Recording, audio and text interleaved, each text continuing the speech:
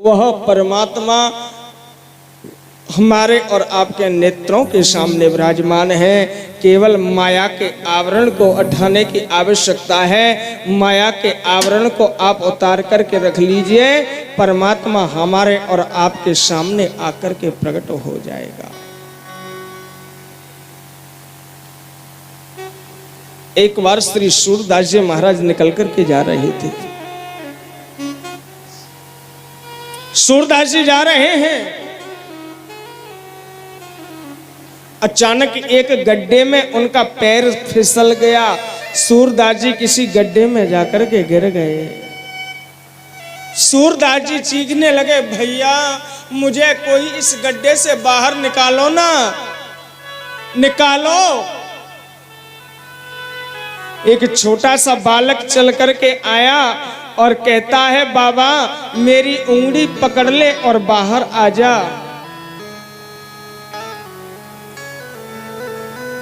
सूरदास जी ने उंगली पकड़ी और गड्ढे से बाहर निकल करके जैसे ही आए, बालक कहता है, बाबा मेरी उंगली छोड़, मैं जाऊंगा।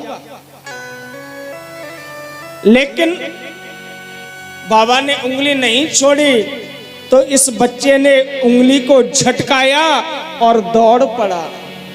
सूरदास जी हिलकिया भर करके रो पड़े।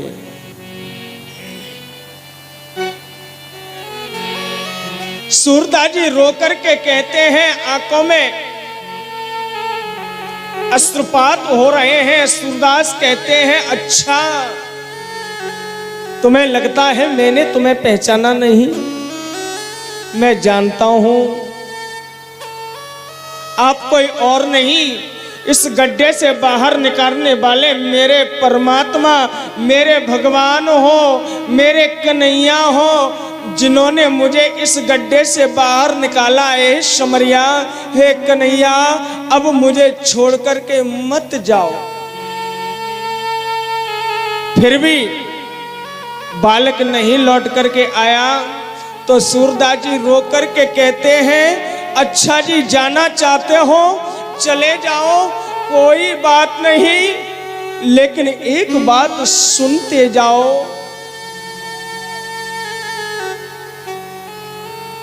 एक बात केवल मेरा निवेदन सुन जाओ।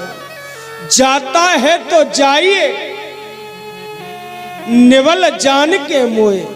अच्छा, निर्बल समझ करके मुझे छोड़ करके जाना चाहते हो, लेकिन हे गोविंद, जो जाएगो हृदय से तो जानेंगो तोए। एक बार मेरे हृदय के आंगन से तू मुझे निकल करके दिखा दे, तब मैं तुझे समझूंगा। जब सूरदास ने इतनी बात कही तो उस बालक के अंदर से मेरे भगवान आकर के प्रकट हो गए। बाबा, हे बाबा, क्या तूने इस बालक के अंदर भी मुझे पहचान लिया?